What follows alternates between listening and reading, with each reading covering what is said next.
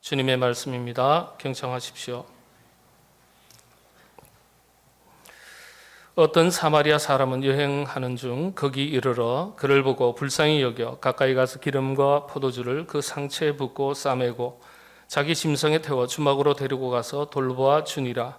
그 이튿날 그가 주막 주인에게 데나리온 2를 내어주며 이르되 이 사람을 돌보아 주라. 비용이 더 들면 내가 돌아올 때에 갚으리라 하였으니 내 생각에는 이 세 사람 중에 누가 강도 만난 자의 이웃이 되겠느냐. 이르되 자비를 베푼 자니이다.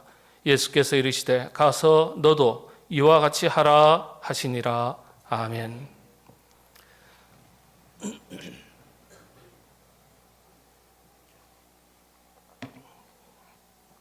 코로나는 아닌데 감기가 걸려가지고 입이 바짝바짝 마릅니다. 검사를 했더니 다행히 코로나는 아니지만 날씨가 그래서 그런지 감기에 걸렸는데 여러분들도 감기 조심하시기 바랍니다. 예. 몇 해 전에 귀한 분이 돌아가셨습니다. 세계적으로 특히 기독교계에서는 아주 널리 알려져 있는 분입니다. 물론 평신도들에게는 널리 알려져 있지 않지만 신학계에서는 또 널리 알려져 있는 분이고 한국에서도 신학교 말고는 별로 다루지 않았던 인물입니다. 독일의 저널리스트고 또 베스트셀러 작가인 팻쇼 라투어라는 분입니다. 팻쇼 라투어라는 분인데 오랫동안 투병 생활을 하시다가 하나님의 부름을 받았습니다. 참 경건하게 사셨던 분입니다. 독일에서도 유럽에서도 참 존경받는 인물인데 특별히 독일에서는 독일의 지성이다 이렇게 알려진 분입니다. 우리 한국의 지성이다 그러면 누굴 말하죠?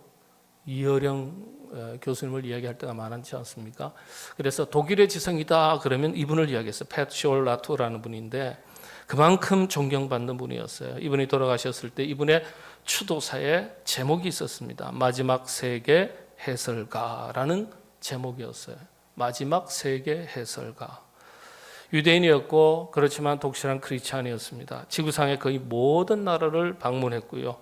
견문을 넓히고 저술 활동을 활발하게 하면서 아주 칼럼도 많이 쓰시고 또 이런저런 활동들을 많이 하셨습니다. 특별히 세계 정치와 사회에 있어서 기독교의 역할, 종교의 역할에 대해서 아주 중요하게 다루시고 또 기독교의 역할을 대단히 강조했던 분이십니다. 이분이 이런 말을 남겼습니다. 나는 이슬람이 강성해지는 것을 두려워하지 않습니다. 그렇지만 기독교가 연약해지고 있음을 두려워합니다. 기독교는 부분적으로 이미 사직을 하고 있습니다. 사직을 하고 있습니다. 더 이상 의무적인 윤리나 교리를 가지고 있지 않습니다. 교회에 대한 충고예요. 교회에 대한 충고. 교회가 본질, 본래의 가르침에 충실해야 된다고 강조했습니다. 그런데 오늘날 교회에서 이게 흔들린다는 거예요. 교회에서 흔들리는 걸까요? 그리스도인인 우리 자신이 흔들린다는 거예요. 그래서 교회들이 사직하고 있다. 죽어간다는 것 아니겠습니까? 다시 말씀을 드리지만 누구 얘기일까요? 우리 교회 이야기 아니겠습니까? 우리 자신의 이야기 아니겠습니까? 혹시라도 내가 사직하고 있는 중 아닐까? 죽어가고 있는 것 아닐까? 오늘 우리는 이런 고민을 안고 하나님의 말씀을 함께 묵상할 수 있기를 바랍니다. 오늘 본문 이야기 워낙 유명한 얘기죠. 선한 사마리아인의 이야기입니다. 이 이야기 속에는 3가지 윤리가 등장합니다. 3가지 에틱이 등장하죠. 첫째는 직업윤리, 두 번째는 종교윤리, 그리고 세 번째는 생명윤리입니다. 그리스도인으로서 살아갈 때 이 3가지 윤리 문제에 관해서 한계를 극복할 수 있어야 돼요. 본문에는 6사람이 등장합니다. 그런데 이 6사람이 나와 무관한 사람이 아니라 뭐예요? 우리의 자화상이라는 거예요. 늘 말씀드리지만 하나님의 말씀을 읽을 때는 두 가지 원칙을 가지고 읽으셔야 하나님의 음성을 들을 수 있습니다. 하나는 현재화예요. 현재화. 2000년 전, 3000년 전에, 수천 년 전에 하신 말씀이 아니라 바로 지금 여기에서 우리에게 하시는 말씀, 현재화예요. 그 다음에는 뭐예요? 자기화예요. 아무개 집사에게 들으라고 하시는 말씀이구나. 아이고 저 집사 좀 잘 들었으면 좋겠다. 이게 아니라 뭐예요? 자기화예요. 하나님께서 나에게 하시는 말씀이구나. 현재화와 자기화를 정확하게 붙들어야, 이 두 기둥을 붙들어야 하나님의 음성을 들으시고 그 음성 속에서 나를 향하신 하나님의 뜻을 찾을 수 있습니다. 수많은 인물들이 있지만은 다 우리의 자화상입니다. 사마리아 사람, 제사장, 레위인, 강도 만난 사람, 강도, 여관집 주인, 6사람이죠. 그런데 6사람을 말하는 게 아니라 6가지 유형의 사람을 말하는 겁니다. 이런저런 사람이 있다는 거예요. 첫 번째 한번 보겠습니다. 강도 만난 사람과 같은 유형이 있어요. 강도를 만나서 가진 것을 다 빼앗겼습니다. 실컷 두들겨 맞았습니다. 거의 죽게 되었습니다. 그래서 우리는 이런 사람을 보고서 야, 참 불쌍하다. 강도 만난 사람 고통스럽겠구나. 측은지심으로 봅니다. 그런데 사실 알고 보면 이 사람은 스스로 화를 자초한 어리석고 무책임한 사람입니다. 왠지 아십니까? 원래 이 사람이 걸어갔던 길은요, 예루살렘과 여리고 사이를 오가는 지름길인데요. 이 지름길로 갔어요. 그런데 이 지름길이 닉네임이 붙어 있습니다. 별명이 하나 붙어 있어요. 피의 길이라고 이름이 붙어 있어요.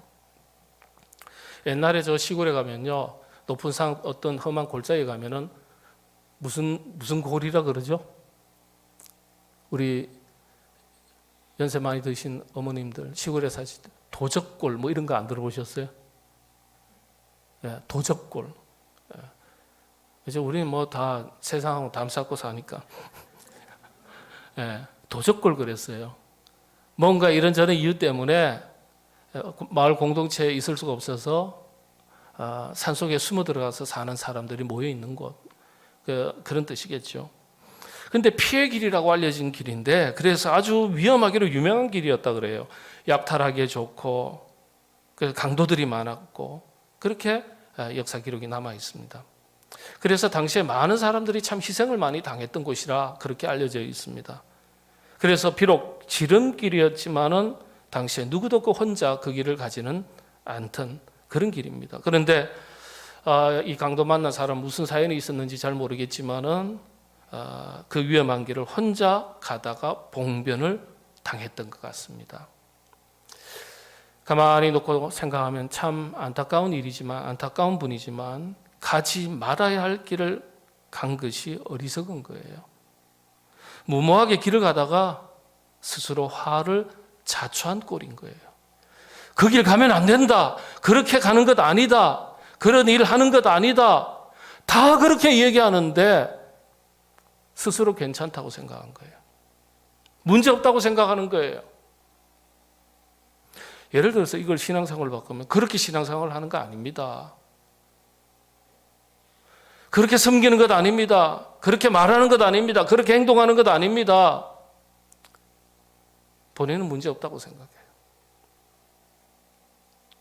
그러다가 화를 자초한 거예요. 잠언서 22장 3절에 이런 말씀이 있습니다. 슬기로운 자는 재앙을 보면 숨어 피하여도 어리석은 자들은 나아가다가 해를 받느니라. 분별력을 잃어버리고 자신의 생각과 고집대로 행동하고 살다가 스스로 시련과 환난을 만나게 되는 경우가 있습니다. 지혜가 부족한 것이고 분별력이 부족한 것이죠. 우리도 마찬가지 아니겠습니까?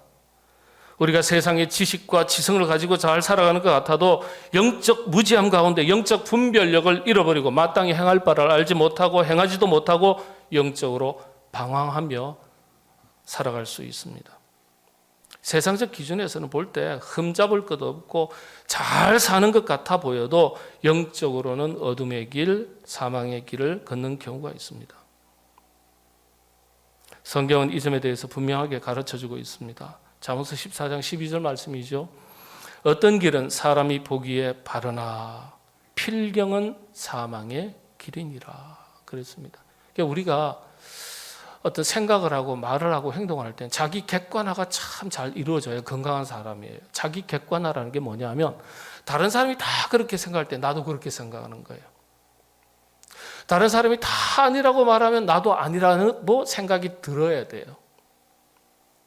그런데 다른 사람이 다 괜찮다고 하는데 본인은 안 괜찮다고 생각해요. 다른 사람은 다 안 된다고 말하는데 나는 괜찮다고 생각해요. 이게 자기 객관화가 안 이루어진 사람이에요. 이게 자기 고집대로 사는 사람이에요. 다 우리가 예수님 믿어도 자기 고집대로 믿고 자기 성질대로 살고 자기 생각 기준에 따라서 신앙생활을 할 수 있습니다. 우리는 그런 게 아니죠. 자기가 기준이 아니죠. 말씀이 기준이 돼야 되고 하나님께서 기뻐하시는 것이 기준이 돼야 되죠. 바리새인의 의가 뭡니까? 자기 의라 그랬잖아요. 자기 기준. 자기 의가 강한 사람의 공통적인 특징이 뭘까요? 의라는 건 옳고 그름에 대한 문제 아닙니까? 이게 옳고 그름에 대한 자기 의가 강하다는 것은 어떤 뜻이에요? 판단하고 정죄하기가 참 쉽습니다. 판단하고 정죄하기가. 그런데 자기가 기준인 거예요. 하나님 말씀 기준이 아니라. 때때로 우리는 자기 모순에 빠집니다. 하나님의 자기 기준을 가지고 하나님의 기준이라고 생각하는 착각을 하게 되는 거죠. 그런 모순에 빠지기가 쉬워요. 인생의 후회는 언제나 가지 말아야 할 길을 걸어갔던 사람들의 몫이고 인생의 보람과 감사는 비록 힘이 들고 아무리 어려워 보여도 마땅히 걸어가야 할 길을 끝까지 잘 걸어갔던 사람들의 몫입니다. 영적으로 소경된 자가 아니라 영적으로 깨어있어서 마땅히 행할 바를 알고 바르게 행하고 살아가는 것이 지혜로운 것이겠죠. 저와 여러분 우리 모두 영적으로 깨어있어서 우리 흔히 하는 말로 영안이 활짝 열려 있어서 말씀을 바르게 깨닫고 믿음의 길을 바르게 걷고 마땅히 행할 바를 바르게 행해서 열매 있는 삶, 참 행복한 삶을 살아가시는 여러분 다 되시기를 바랍니다. 두 번째 제사장 레위인 조금 다릅니다만 그냥 묶어서 설명을 드리겠습니다. 제사장과 레위 같은 유형이 있습니다. 오늘 우리 시대 그리스도인들에게 가장 큰 고민거리가 될 자화상이죠. 이 제사장에게는 두 가지 윤리가 적용됩니다. 하나는 직업윤리고 하나는 종교윤리입니다. 결과적으로는 제사장과 레위인이 손가락질 받는 사람으로 평가를 받지만 직업윤리로 따진다면 우리가 이 제사장을 나무랄 수 있겠습니까? 레위인을 나무랄 수 있겠습니까? 자신의 직책과 역할의 의무에 충실하려고 했던 사람 결코 나무랄 수가 없어요. 그 당시의 율법의 기준이 어떻습니까? 부정한 시신을 만졌을 경우에는 정결케 되는 기간, 의식이 필요한데 그 기간을 감안하면 돌아가서 안식일에 제사를 주관할 수 없게 되는 겁니다. 큰일이죠. 안식일을 책임지고 주관해야 될 책임을 맡은 자로서 자신의 책임을 다할 수 없다는 거, 이건 당시의 제사장에게는 치명적인 거죠. 아이고, 목사님 안 계셔가지고 예배도 못 드리고 이거 어떡하냐 말이에요. 그렇죠? 자신의 책임을 다하기 위해서, 그리고 당시 유대인들에게는 관습이 있었는데 사람이 다친 것을 보았을 경우에는 가까이 다가가서 유대인이면 구해주고 이방 사람이면 좀 참 그럴 수 없을 것 같다라는 우리의 윤리가 있지만, 기준이 있지만 그 당시엔 그래서 이방 사람이면 내버려 두는 것이 당시의 관습이었습니다. 너무 매정한 것 아니냐 그렇게 생각할 수 있겠습니다. 그러나 어느 시대나 어느 사회나 관습은, 윤리는 시대적 문화적 상황에 따라서 달라지고 다르게 이해되고 받아들여지는 경우가 대단히 많습니다. 예를 들어서 조선시대 축첩이죠.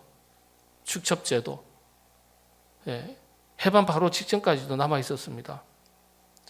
그리고 구약시대 아브라함이나 야곱이 그랬던 것처럼 후처를 두는 것은 오늘날에는 지탄을 받을 만한 문제거리가 되지만 당시에는 자연스러운 거예요. 아주 자연스러운 거예요. 이것이 옳고 그름의 문제를 떠나서 시대나 문화의 상황에 따라서 윤리 기준이 달라진다는 뜻입니다. 그런 관점에서 볼 때 이 제사장, 지금의 관점에서 우리가 볼 때는 문제가 있지만 유대인의 관례와 관습 관점에서는, 당시에 그리고 이런 관점에서 볼 때는 아무런 문제가 되지 않는 거예요. 이런 시대 윤리를 기준으로 하면 이 제사장이나 레위인을 나무랄 수가 없습니다. 그런데 주님께서는 이 선한 사마리아 사람의 이야기를 왜 누가복음서에다가 기록해 두셨을까? 문제가 있다고 지적하시는 거예요. 당시에 관습으로 보면 문제가 없는데 왜 문제가 있다고 지적하시면서 이 이야기를 실제 사건이든지 아니면 예화로 인용을 하셨던 건지 왜 이야기를 하셨을까요? 주님께서 지적하시고자 하는 것은 제사장이 하나님을 사랑하고 그 사랑으로 이웃을 사랑하라는 율법의 핵심 정신, 종교윤리예요. 신앙윤리를 상실했다는 점이에요. 그걸 지적하시는 거예요. 여러분, 종교윤리, 기독교윤리가 어떤 것이냐 하면 하나님이 가치 기준이 되는 걸 말하는 겁니다. 하나님이 모든 가치 기준이에요. 모든 것의 가치 기준이에요. 옳고 그름의 기준입니다. 하나님이에요. 하나님의 말씀이 우리 그리스도인들에게는 옳고 그름의 기준이 되겠죠. 이런 걸 가지고 종교윤리 혹은 신앙윤리라고 말하는 것입니다. 그런데 우리가 이 종교윤리를 생각할 때 종교윤리의 핵심, 특히 기독교윤리의 핵심이 무엇이냐면 생명윤리입니다. 생명윤리. 기독교가 가지는 핵심 가치입니다. 제사장과 레위인은요, 직업윤리에 머물러 있었어요. 갇혀 있었던 거예요. 그런데 기독교윤리에서 이 생명윤리가 빠지면 직업적 종교가 되는 거예요. 목회자도 직업적 목사가 되는 거예요. 목회자가 되는 거예요. 직업윤리만 남게 되는 거예요. 제사장직, 요즘식으로 말하면 직업이 돼버리는 거예요. 그러면 생명윤리가 뒷받침이 될 때 기독교윤리가 건강한 종교로서 기능을 하게 됩니다. 그러면 기독교에서 말하는 그 생명윤리가 뭡니까? 하나님께서 가장 귀한 가치 기준을 어디에 두셨어요? 그걸 알면 생명윤리가 뭔지 알아요. 하나님께서 가장 귀한 가치 기준을 어디에 두셨어요? 생명에 두셨습니다. 그래서 우리 기독교 윤리는 무슨 윤리입니까? 생명윤리예요. 생명을 하나님 다음으로 최고의 가치 기준으로 삼는 거예요. 이 생명을 살리시기 위해서 하나님께서 친히 이 땅에 성육신 하신 거예요. 성탄절 자체가 하나님께서 가장 소중하게 여기시는 것이 무엇인지를 보여주는 사건이에요. 인간의 생명, 사람 살리시기 위해서 친히 육신을 입고 이 땅에 오셨다. 그래서 기독교 윤리의 핵심 중의 핵심을 생명윤리라고 말합니다. 생명이 가장 귀한 것이다. 하나님 다음으로. 어떤 기독교 가르침보다도 이 생명보다 우선하는 것이 없습니다. 왜냐, 이 생명을 살리시기 위하여, 구원하시기 위하여 예수님께서 이 땅에 오시고 자신의 목숨을 내어주시기까지, 고난받으시고 죽으시기까지 하셨잖아요. 그러니까 친히 증명하신 거예요. 증명. 그래서 우리 기독교는 아무리 사람이 부족하고 좀 덜 떨어지고, 아유 저 어디 안 가나, 귀신은 뭐 하나, 저런 거 안 잡아가고, 교회도 많은데 딴 교회 좀 나가지, 뭐 이러면 곤란해요. 그래 따지면 우리는 안 그럴 것 같습니까? 보잘것없어 보여도 생명 그 자체를 귀하게 여기고 생명을 살리는 일에 우선순위를 두는 겁니다. 장사는 이익, 이문을 남기는 것이 그 목적이지만 교회는 사람을 남기는 곳입니다. 저 여러분, 우리 모두 사람을 살리고 영혼을 구원하는 일에 더욱 귀하게 들으심받는 우리 교회, 우리 모든 성도님들 되시기 바랍니다. 전도 대상자 작정하고 우리가 자꾸 복음 전해서 영혼 구원하려고 하는 거, 그거 다 생명윤리에 들어가는 거예요. 사람 살리는 거니까. 자, 세 번째, 강도와 같은 유형이 있습니다. 강도가 어떻게 했습니까? 30절에 보시면 예수께서 대답하여 이르시되 어떤 사람이 예루살렘에서 여리고로 내려갔다가 강도를 만나며 강도들이 그 옷을 벗기고 때리고 거의 죽은 것을 버리고 갔더라. 버렸다. 이 동사를 주목하시면 딱 뜻이 분명하게 드러납니다. 대체로 성경 말씀은요, 벗겼다, 때렸다, 버렸다. 공격성, 폭력성을 말합니다. 자신의 유익을 위해서 인간의 존엄성, 타인의 가치를 훼손하고 관계성을 파괴하는 다양한 공격성과 폭력성을 보여줍니다. 오늘 우리 사회 속에서 우리가 많이 경험하고 살고 있지 않습니까? 그런데 문제는 이런 강도의 속성이 우리 안에도 있을 수 있다는 거예요. 다양한 모습으로 자리 잡고 있을 수 있습니다. 어떤 의미일까요? 켈빈도 그와 같은 비슷한 표현을 했죠. 타락한 인간의 본성, 속성을 그대로 드러내는 이야기다. 네. 타락한 우리 인간의 본성을 그대로 다 드러내는 이야기다. 가만히 보면 인간의 끊임없는 탐욕과 욕심, 욕망이죠. 여러분들 그 사단이 아담과 하와를 유혹할 때 뭐라 그럽니까? 이거 먹으면 눈이 밝아져. 하나님과 같이 된다.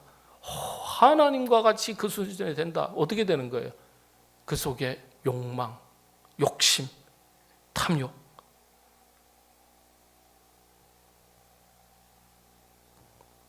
그리고 폭력성. 죄의 본성에는 이 폭력성이 반드시 동반됩니다. 이 폭력성은 분노를 기초로 하고 있습니다. 누구에게나 폭력성이 있어요. 여러분 누구나 분노가 있잖아요. 어떨 때는. 분노는 폭력을 동반할 때가 많습니다. 분노의 일종. 가인과 아벨 이야기를 가만히 보십시오. 동생 아벨이 형한테 뭐 해코지를 한 게 있습니까? 나쁘게 한 게 있습니까? 서운하게 한 게 있습니까? 아무것도 없어요. 그런데 가인의 재산을 하나님께서 받으시고 아벨의 재산을 하나님께서 받으시고 가인 자기의 재산을 하나님께서 안 받으시니까 멀쩡한 동생도 미워 보이고 시기가 되고 질투가 되는 거예요. 그 안에 폭력성이 분노가 생기니까 폭력성으로 이어지는 거예요. 시기 질투가 여러분 또 다른 분노의 표현감이에요. 그게 폭력성이에요. 누굴 미워하고 저주하는 게 그게 폭력 아닙니까? 언어적인 폭력이 있고 그렇죠? 예, 정신적인 폭력이 있고 물리적인 폭력이 있는 거예요. 그런 탐욕과 욕망에 대한 인간의 본성, 폭력성, 그리고 자기 성을 쌓으려는 이기주의, 자기중심성, 바벨탑. 이 바벨탑은 원문은 바벨시티를 말합니다. 도시 문명을 말하죠. 도시 문명이라는 것은 뭐예요? 자기 만족, 자기 욕구, 자기 실현. 그러니까 집합제잖아요. 예? 자기 중심성이 발달한 자기 중심으로 세상이 돌아가는 거예요. 예.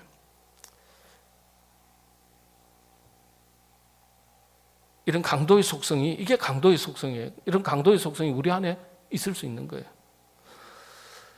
버려야 할 것을 버렸다면 무슨 문제가 되겠습니까? 강도는 생명을 버렸습니다. 이 말은 우리에게 해당되지 않는 말입니까? 아니요. 주님께서는 형제에게 라가라 저주하는 자 역시 살인하는 자라고 분명하게 말씀하셨습니다. 좀 더 적극적으로 이해를 하면요. 오늘 우리가 살아가는 가운데 생명에 대한 가치 기준이 다른 가치 기준 이하에 두고 살 때 우리는 강도의 속성을 가지고 사는 겁니다. 사실은요.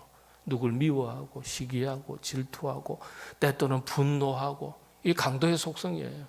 뭐 강도라는 게 단순히 물건 뺏고 생명을 위협하고 해하는 정도만을 강도라고 말하는 게 아니에요. 여러분 강도 같은 그리스도인이 되지 않으시게 되기를 바랍니다. 예. 자, 마지막으로 사마리아 사람 기회 있으면 여관집 주인에 대해서도 설명을 한번 드리겠습니다. 선한 사마리아 사람은요 유대인이 아니에요. 혼혈인입니다. 당시에 개라고 놀림을 받던 사람이에요. 북방계통의 사람들 사이에서 생겨난 남방계와 북방계가 만날 때 그 접촉점에서 생긴 혼혈인입니다. 하나님의 백성도 아니에요. 여호와를 섬기는 사람이 아니에요. 유대인에 대해서는 철저하게 적대적 관계에 있었던 사람이에요. 그런데 오늘 이야기의 핵심은요 이 사마리아 사람에게 초점이 맞춰져 있습니다. 마지막에 주님께서 말씀하시기를 가서 너도 이와 같이 하라. 누구처럼요? 사마리아 사람처럼 해라. 예? 어떤 의미일까요? 생명을 소중하게 여기는 사람, 생명을 최우선 가치에 둔 사람, 그와 같은 사마리아 사람과 같이 살아가라. 여기서 하나님 없이 사는 사람이 하나님 믿는 사람을 부끄럽게 할 수 있다는 사실을 오늘 우리는 본문 이야기를 통해서 발견할 수 있습니다. 예수님 믿지 않는 세상 사람들이 오히려 예수님 믿는 사람을 부끄럽게 할 수 있다는 교훈을 여기서 발견할 수 있습니다. 오히려 사회에서 더 설득력 있는 삶을 불신자들이 살 수 있다는 뜻이에요. 불신자가 선한 사마리아인처럼 살 수 있습니다. 그렇다면 우리 그리스도인들은 당연히 선한 사마리아인처럼 살아가는 것이 당연한 것 아니겠습니까? 선한 사마리아인으로 산다는 것 어떤 것이겠습니까? 오늘 말씀을 준비하면서 내용을 살피면서 이런 생각이 떠올랐습니다. 하나님께서 우리에게 주신 참 좋은 선물이 있죠. 풍부한 영적인 상상력이라는 선물이에요. 이런 걸 가지고 한번 상상을 해보는 거예요. 어떤 상상일까요? 강도 만나 죽을 뻔했다가 다시 살아난 사람이 살아나서 자기를 살려준 사마리아 사람을 만났다면 무슨 말을 했을까요? 고맙습니다. 당신 때문에 제가 살았습니다. 정말 고맙습니다. 당신 때문에 내가 살았다. 당신 때문에. 여러분, 우리도 이런 소리 듣고 살아갈 수 있게 되기를 바랍니다. 당신 때문에 내가 살았다. 집사님 때문에 내가 살았어요. 권사님 때문에 제가 살았어요. 장로님 때문에 내가 살았습니다. 삽니다. 가정에서도 여보 당신 때문에 내가 살았어. 당신 때문에 우리 가정이 지켜져. 당신 때문에 우리 가정이 든든하게 섰다고. 당신 때문에 우리 모임이 참 즐겁고 행복한 모임이 됐다고. 당신 때문에 우리 공동체가 지켜진다고. 당신 때문에 우리 교회가 든든하게 섰다고. 여러분, 우리가 이런 이야기를 들어야 되지 않겠습니까? 아이고, 말씀드렸잖아요. 귀재는 많아 저런 거 안 잡아가고. 있어도 그만 없어도 그만인 사람이 아니라 꼭 있어야 될 사람. 고맙습니다. 당신 때문에 힘이 납니다. 당신 때문에 힘이 생깁니다. 장로님 때문에 밤만 납니다. 예. 왜 장로님 아멘 안 하세요? 장로님 때문에 밤만 나.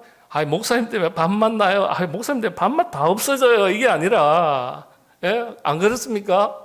예? 목사님 때문에 살만 납니다. 이 소리 들어야 제가 목회 성공하는 거죠. 보람 있고.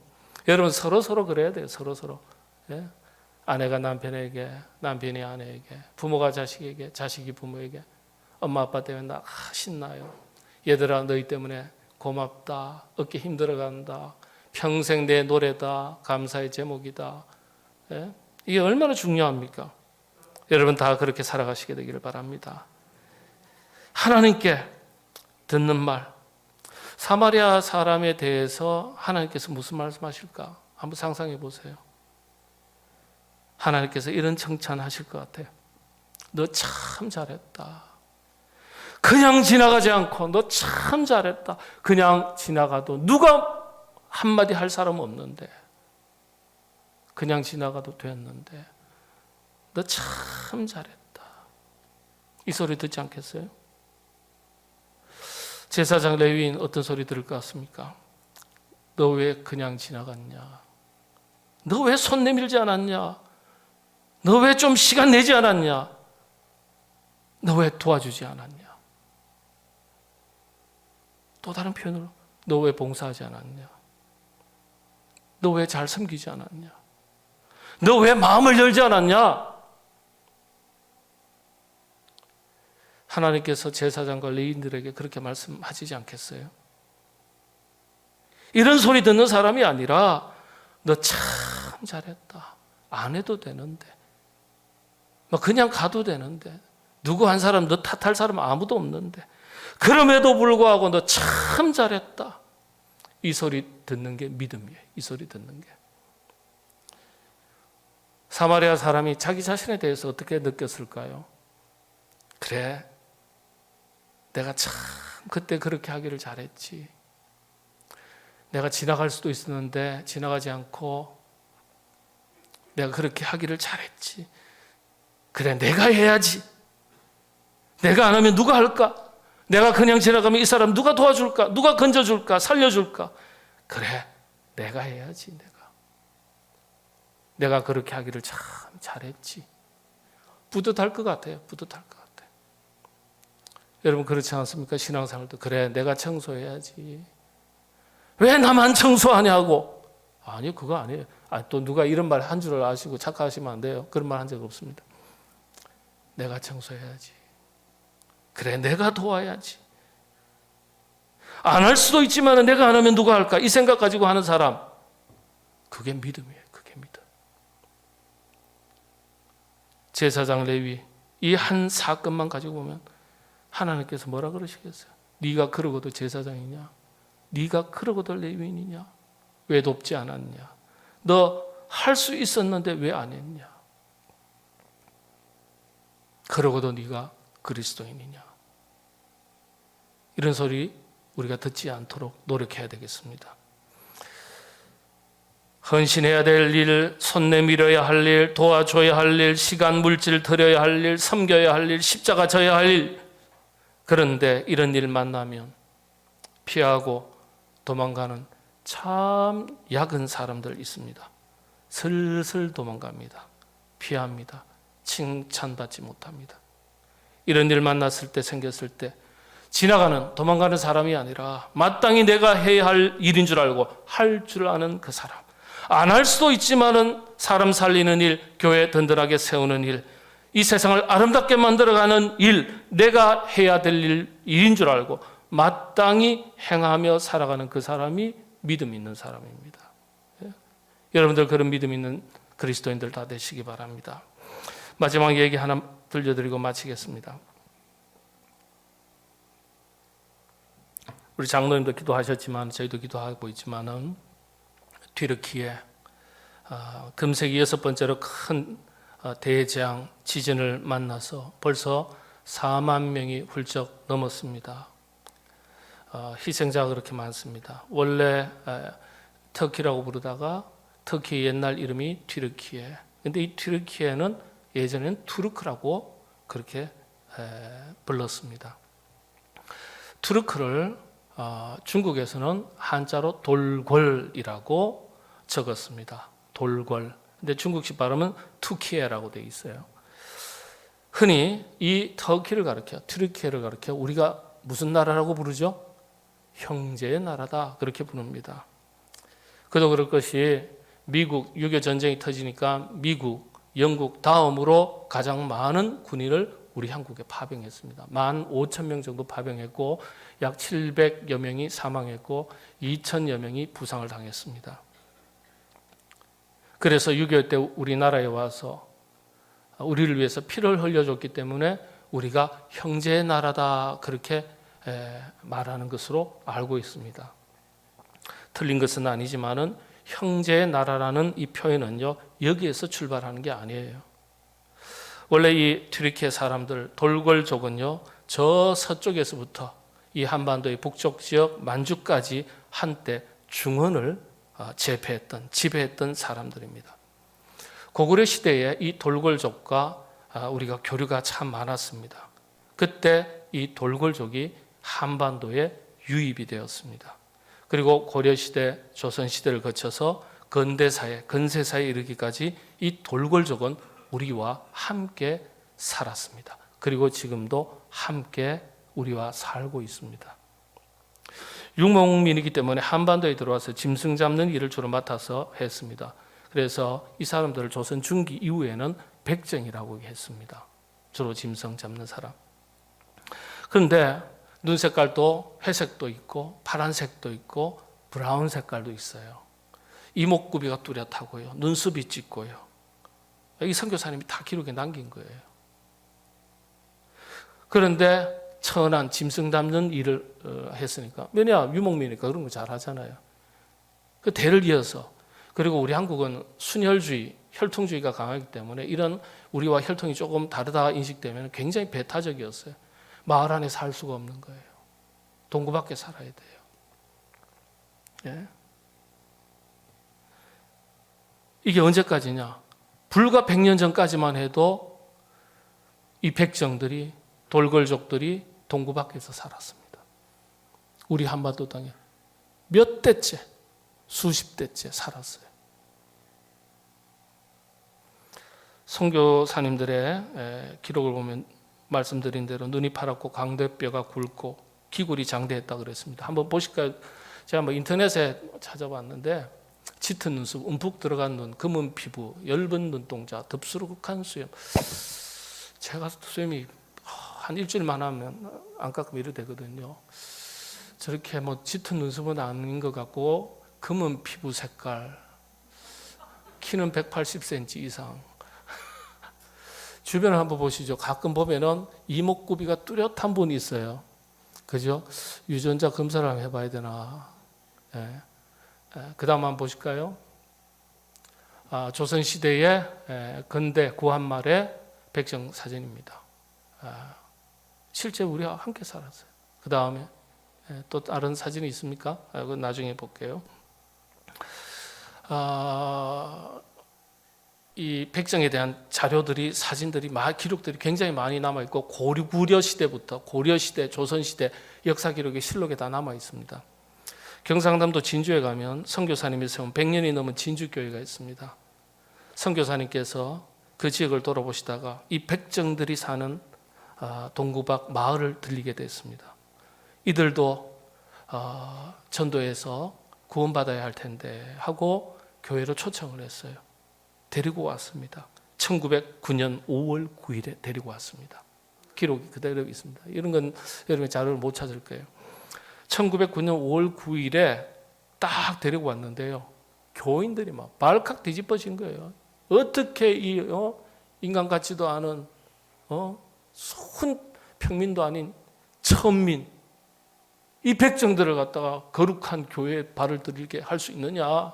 그걸 막 교회 뛰쳐나가고 나가버리고 그냥 교회 안 다닌다 그러고 나가버렸어요. 다 지성질로 믿으니까. 네.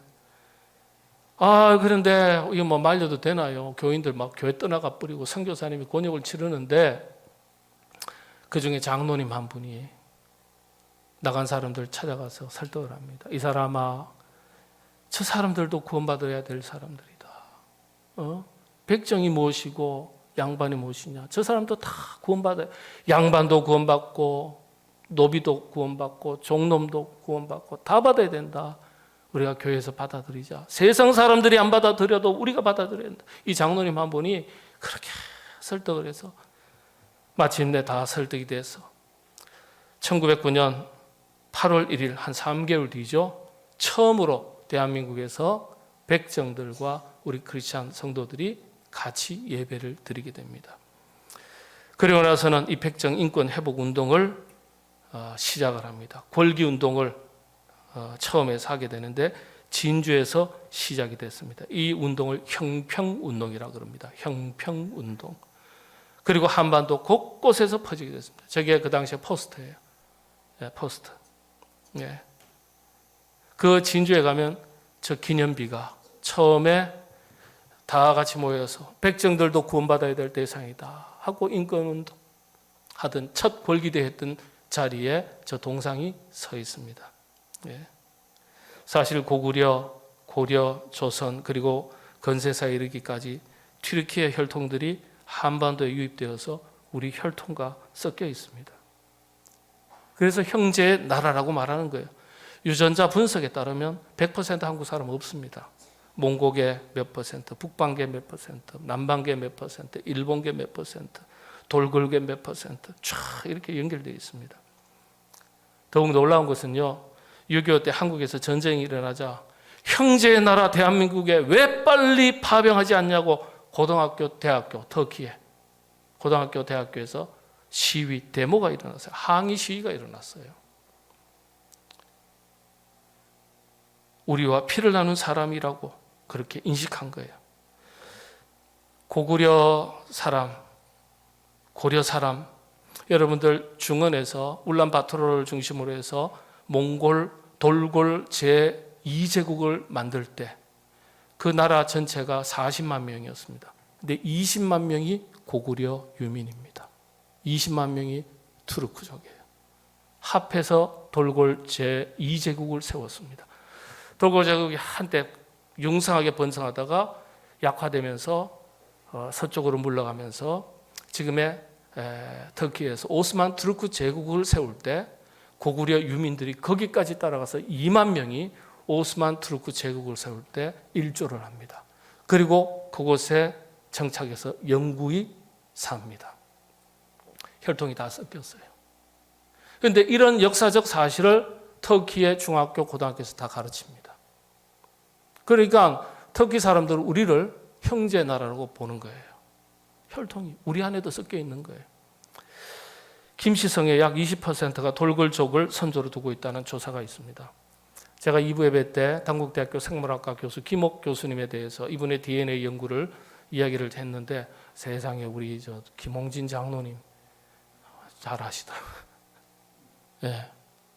제가 이분의 논문 국회 도서관에서 찾아보고 이거 딴소리 하면 안 되니까 그런 거예요. 우리 안에 이 피가 흐르는 거예요. 성경 말씀 즐거워하는 자들과 함께 즐거워하고 우는 자들과 함께 울라. 주님께서 기뻐하는 자와 함께 즐거워하고 우는 자들과 함께 울라고 부탁하셨어요. 선한 사마리아인이 따로 없습니다. 지구촌의 비극을 함께 먼저 나누는 사람이 이웃 사촌이고 선한 사마리아 사람입니다. 그래서 재난을 만난 이웃을 도와야 합니다.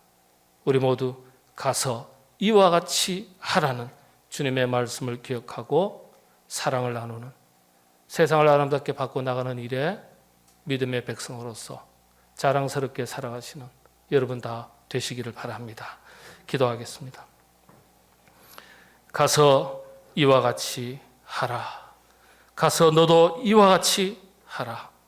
주님의 말씀을 기억하고 사랑을 실천하는 일에 그리스도인으로서 본이 되는 삶을 살아가도록 인도하여 주시옵소서. 예수님의 이름으로 기도합나이다. 아멘.